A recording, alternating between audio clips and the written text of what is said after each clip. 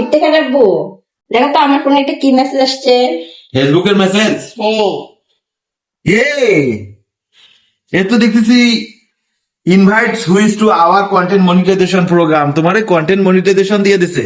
আলহামদুলিল্লাহ। দেখি দেখি দেখি দেখাও, দেখি এদিকে সেট করি।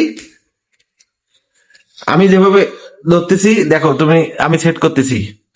এই যে আমরা কন্টেন্ট মনিটাইজেশন পাইলেই আমরা এরকম নোটিফিকেশন পাবো, নোটিশ ফেসবুক থেকে দিবে।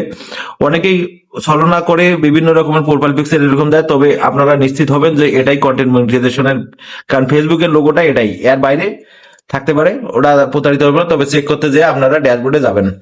এই ড্যাশবোর্ডে এইখানে করতে গেলে এই জায়গায় চাপ দিবেন, দেওয়ার পরে আপনি একটু নিচে আসবেন, স্ক্রল ডাউন করে নিচে আসে এই যে মনিটাইজেশন, এখানে দেখা আছে আপনার সেটআপ, কন্টেন্ট মনিটাইজেশন সেটআপ। আপনারা কি দেখতে পাচ্ছেন?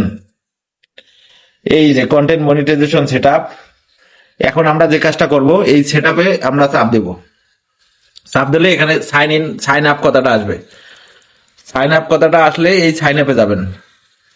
1 মিনিটের মধ্যেই কন্টেন্ট মনিটাইজেশন সেটআপ হয়ে যাবে। এই যে হয়ে গেছে এই সেটআপ, সময় একটু পরেই হয়ে যাবে। এই যে সেটআপ হওয়ার পরে আপনার ফিচারটা এরকমই আসবে।